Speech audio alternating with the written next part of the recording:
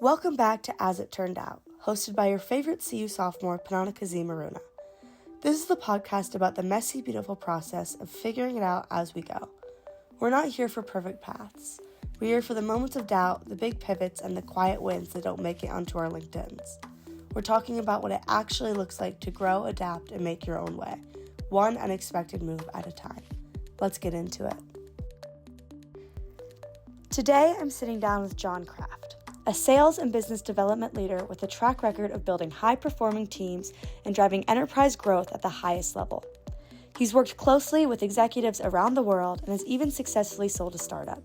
But his path wasn't as straightforward as it might seem. Today, we're going to talk about where he started, how he got into enterprise sales, and the moments that shaped the way he leads today. Because as it turned out, even the most successful careers don't follow a straight line. Let's dive into his journey. When you were first starting out, what did you think your career would look like, and how close did that end up to being how it actually turned out? Yeah, so I would say that my professional career ended up very differently than what I thought I was going to do as a kid. As a kid, I was either going to be an archaeologist or I was going to be an aerospace engineer. And an aerospace engineer was kind of a nod to my father, who was an engineer. And so, I kind of heavily influenced by my dad when I was growing up and not really knowing myself what I wanted to do. I said, I'll just go be an engineer. But then I liked airplanes. So I said, all right, I'll do aerospace engineering. On the archaeologist side, I always was really fascinated with ancient history, with traveling. I really loved the movie Raiders of the Lost Ark. And so, I kind of thought I would get into the sciences or into something that would be focused on some track that would get me to become an archaeologist. And in the end, I became a sales professional and an entrepreneur and a technology guy. So very, very different. And I think a lot of that had to do with discovering more about my own personality over the years versus what all my influences were from the outside. So as I mentioned, my father was an engineer and was successful and got into business eventually. But I found out pretty quickly that I wasn't really interested in engineering itself. I was more interested in kind of the reflection of my childhood and, something that I think my dad or my parents would be proud of me for.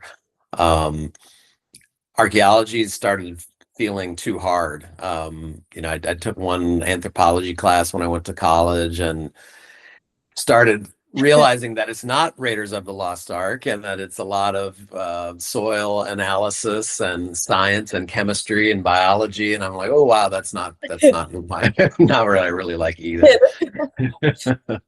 So, I think the two ideas were kind of on the adventure side, which is something I liked. And so, we'll see if through this conversation I can convince you that being in sales is an adventurous endeavor.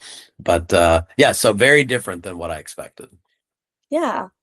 And what point do you kind of think in your early childhood or college did you decide that maybe that wasn't quite the path you were looking for? Right. So I would say kind of as I was finishing high school and going into college, starting to face the real, kind of the real classes that would take me in that direction. That's where I started kind of having my doubts on what I was really, what I was interested in. I got a little lost early going into college. Didn't really know what to do with myself. Certainly had fun, but didn't really invest the time in kind of reflecting or understanding what I wanted to do. And in hindsight, I actually still don't think it's that important. I think there's probably too much focus on the transactional nature of college, which is I got to go take these classes and then that will turn me into X income. I think there's plenty of time to figure that out as you go. I have two sons, one's 32 and one's 27, and they've taken very different tracks as well, based on what they thought they were going to get into in college. And so as a parent, I try to encourage them to say, when you're early 20s, it's not, especially in the world today, it's not as urgent or imperative to have this idea of what I want to do. And I would still argue, I'm always still trying to find out what I want to do. But I, just kind of keep moving forward. Yeah, I mean, yeah, that's all we can all do. It's just looking for the next adventure. That's right. That's right. So you went into sales leadership. I did eventually. I mean, it took a long time. As I started thinking about like end of high school and college, as I started doing various jobs, I was kind of falling into positions that were, heavy on the customer contact side. I did an intern type job at AT&T many years ago where I wasn't in sales, but I was dealing with customers every day. And I found myself kind of wanting to help them and, wanting them to understand better about what AT&T did. And so, I think being able to solve problems for the customer was kind of a track towards moving into sales. And then I really started, I guess my first true sales job was I answered an ad in the newspaper for a company that I thought was the Solo Cup company. And the Solo Cup, which you might know, it's the red plastic cup, right? So I'm like, all right, maybe I could, I'm living in Denver at the time, and Solo Cup company, let's go talk to them. So I go for the interview. We're never talking about cups. We're just talking about what's your sales background. I didn't really have any. I talked about how I like to talk to customers, or the very basics of it. I get further along in the interview and I realize that this is not the Solo Cup company. It's a retail store named Silo. Oh. The funny story is I actually got offered the job to go sell televisions and stereos and washers and dryers and refrigerators for the company called Silo. I never let on with the interviewer that I had completely missed the name of the company and understand what it was. So it's like a mistake falling into something that turned out okay. But if I like use that very kind of junior dumb experience and making those mistakes and still getting the job, what it taught me, even when I think about it today, what it taught me is that it's not necessarily the thing you're selling, the cup. It's more about the relationship that you're building with a customer. So it sounds really simple that like, you should be able to, selling cups and selling TVs are totally different things, but in reality, they're very much similar because you're trying to find value that you can provide to your customer. You're trying to be some sort of an expert in whatever product that you have.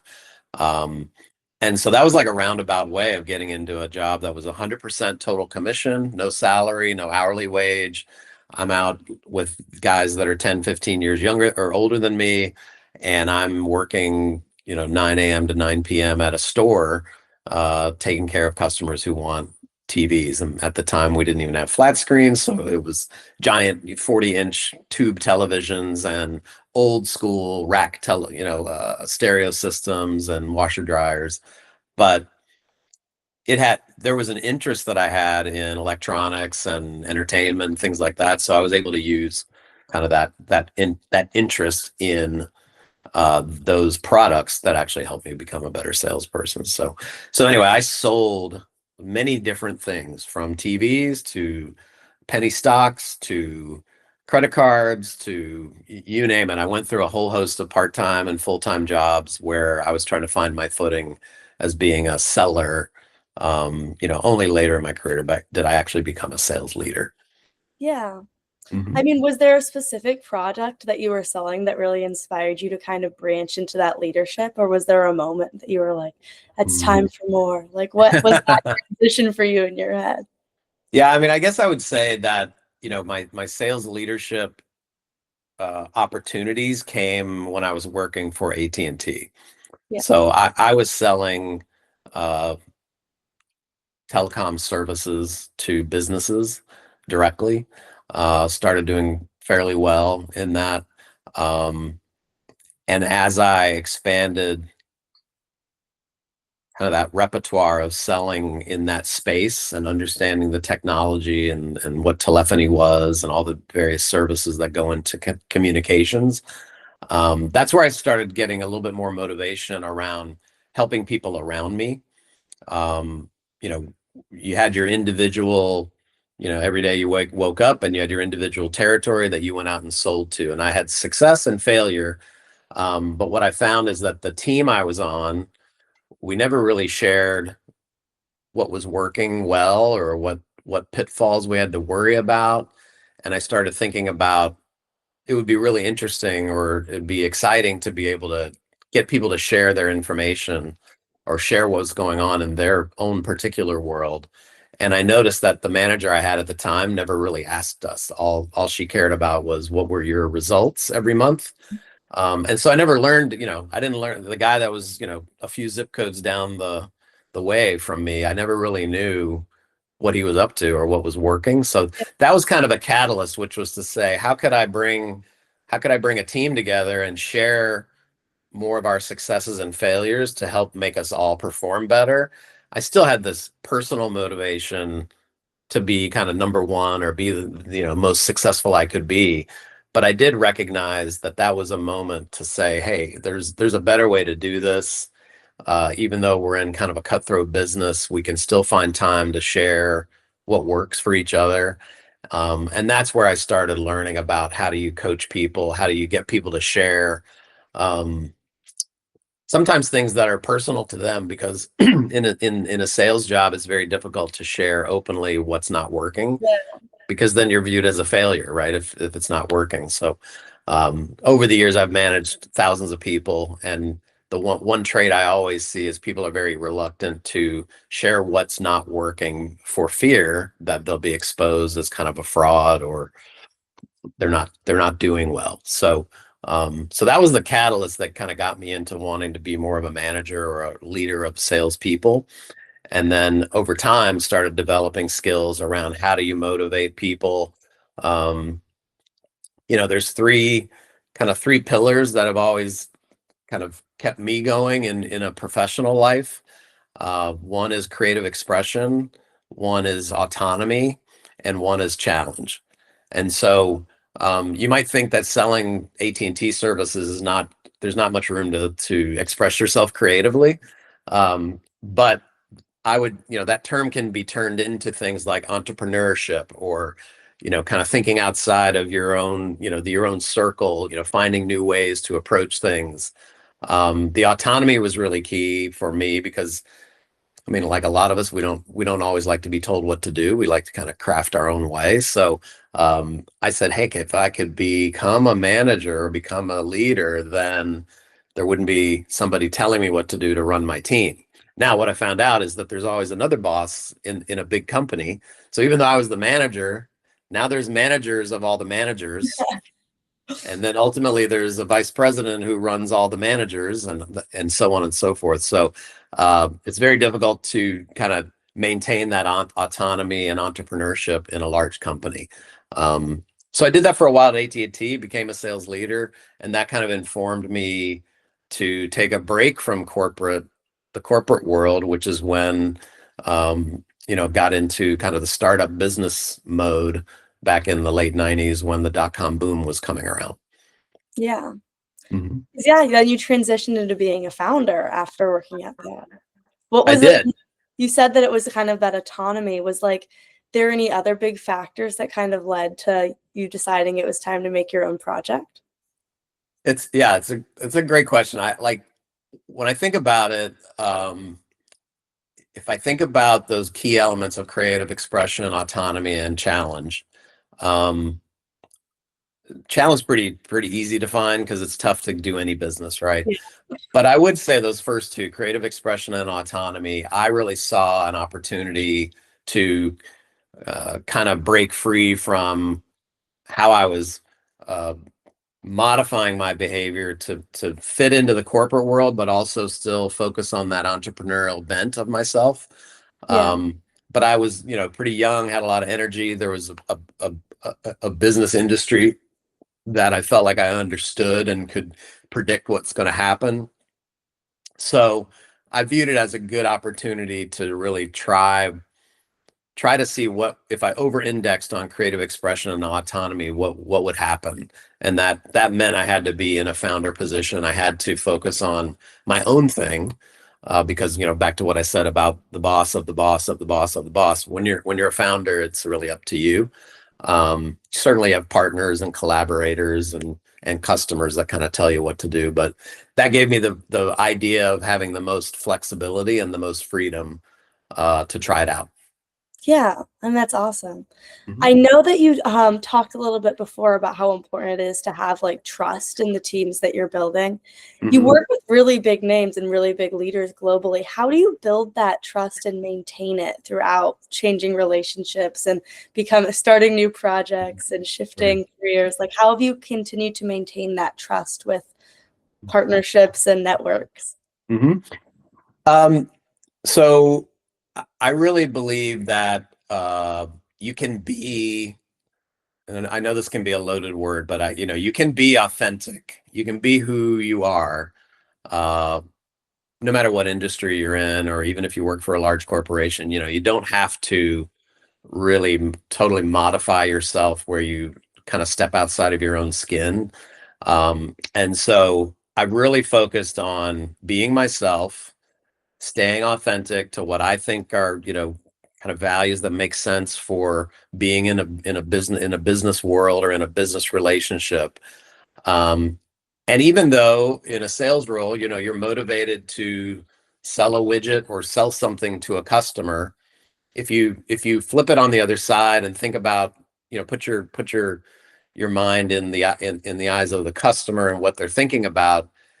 If you can help them solve a problem, or you can help them fix something, or help them with their own objectives, um, they're going to be more likely to buy something from you than if you were trying to just pitch products or pitch something to them. So Yeah. I think over time, you start building relationships that have a lot of trust when you're very open about your own motivation and you're really staying true to yourself. Um, because if there's a chink in that armor, customers sniff that out right away. They don't really, you know, I hate to use the used car analogy, but it's the truest one ever, which is, that person who's in their only one nice suit that they have need to sell you that car, and they really don't care what car they sell you. They just know they need to sell you a car, so they Yeah. really don't care about your story or what you need or what your values are or where you might go. So I think kind of having an authentic approach helps build that rapport early on, and then you need to prove yourself over time. You need to come through with that customer, that relationship, that partner, so that you can be counted on. And I view I view kind of the customer partner ecosystem and people who have been on my teams kind of in a similar bucket, in that, from a leadership perspective, I really focus on understanding what the other side's motivation is. So even if it's somebody who works for me, um, I'd rather understand what they need in their life and in their work and their career and their hearts and minds, rather than trying to impart on them what I need from you.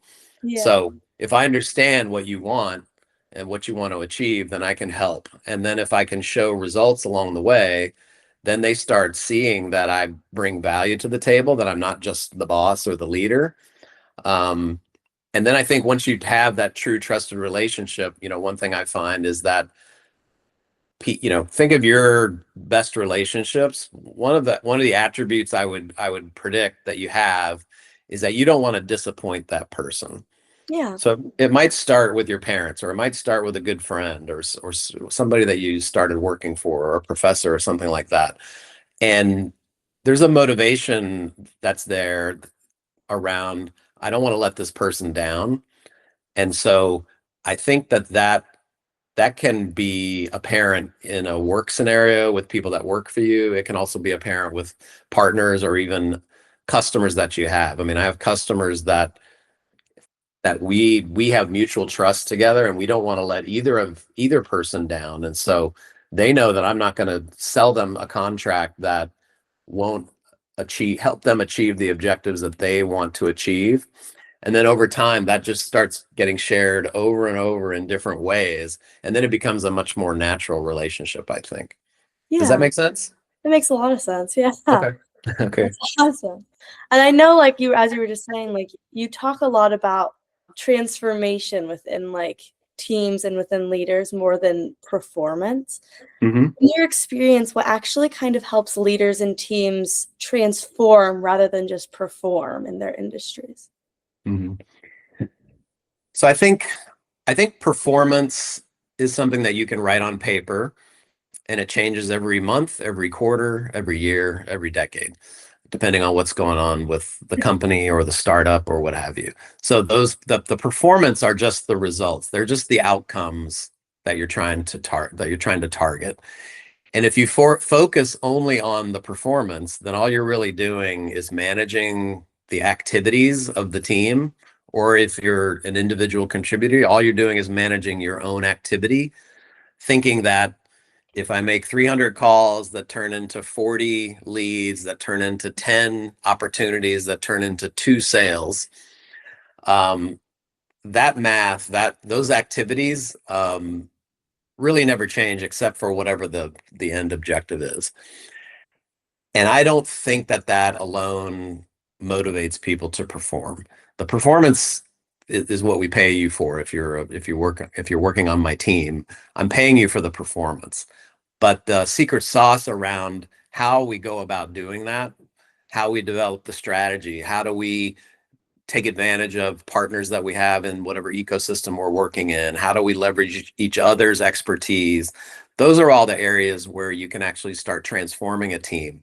So that if you go back to where, you know, in a perfect scenario where everyone on the team is willing to share their successes and their failures and the things they're worried about, collectively you start thinking about ways to overcome those, then you start creating a higher performing team together, and ultimately the outcomes come.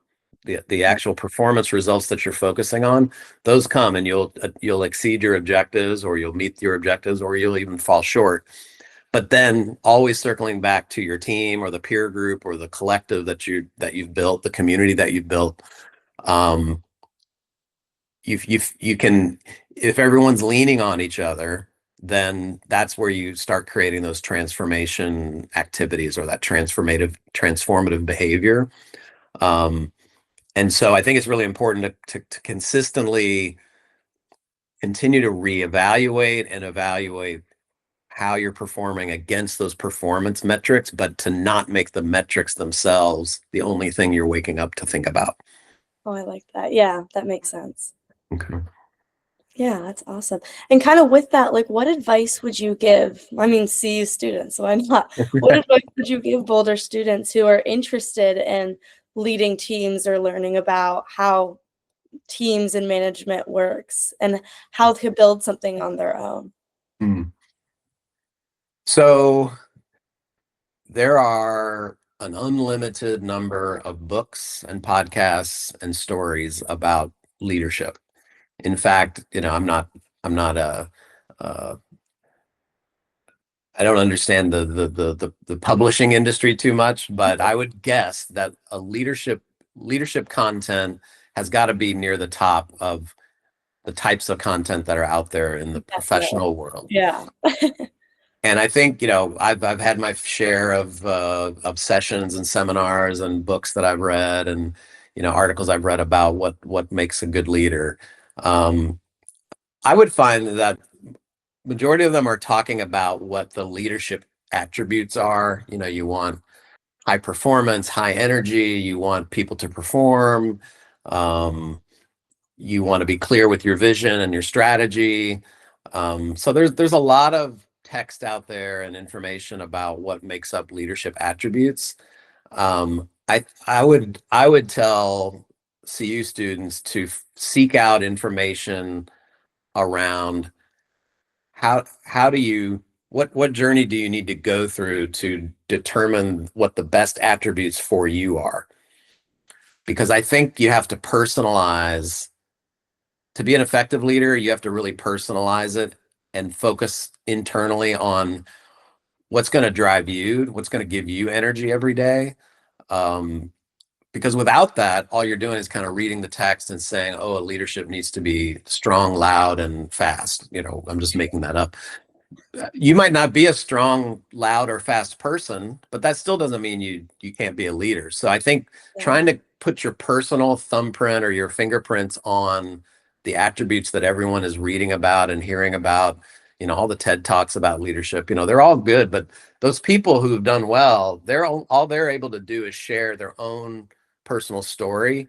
And I would tell people to seek out people who are able to relate that personal story to helping you internalize that for yourself, because it has to have your own personal signature on it. Otherwise, it will not seem authentic to the people that you're trying to lead. Yeah, just to go like with the trust you were talking about. Right.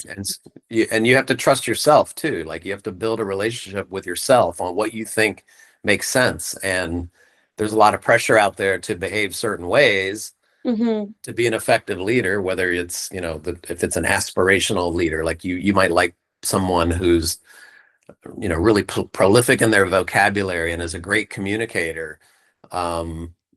That can be a good motivator, but that in and of itself isn't going to make you a good leader. You have to think about all the other attributes that make up the true leader, and whether it's in sales or anything in life. That's great advice. I'll definitely listen to that. Okay, good. Kind of to wrap this up, what did you think your career was going to look like back then, and how did it actually turn out? Um, I think that the way this has all turned out with my entrepreneurial activities, with my own sales professional career, my career in technology, what have you. I think what's turned out for me that's been really rewarding is that the relationships that I maintain with customers or collaborators or partners or friends or whoever, I think the ones that work well are because I feel like those people know me, and in a way that's allowed me to kind of pat myself on the back that uh, I was open or authentic or vulnerable with people along the way. And those relationships that I've established, I think with good care and feeding, they're going to last forever. Yeah. And so kind of reflecting on that, I've come across way more people than not that I don't have long-term relationships with. In sales, that's just the way it is. You meet hundreds and thousands of customers and work with all sorts of people. But I am proud of the ecosystem I have, even if it's small, um, because I know I can count on those people, and I know that those people can count on me. And so, back to that thought of, I don't want to disappoint that neighborhood that I live in. So I want to keep living up to those standards. And I hope that all the people in my relationship circle also feel the same way. That's so powerful. Thank you so much for tuning in to As It Turned Out. If this episode inspired you or made you feel differently about your own path, share it with someone who'd love it too. And if you know anyone with a story worth telling, someone who took the long way, changed directions, or built a life they never expected, send them my way. Until next time, thanks for being here.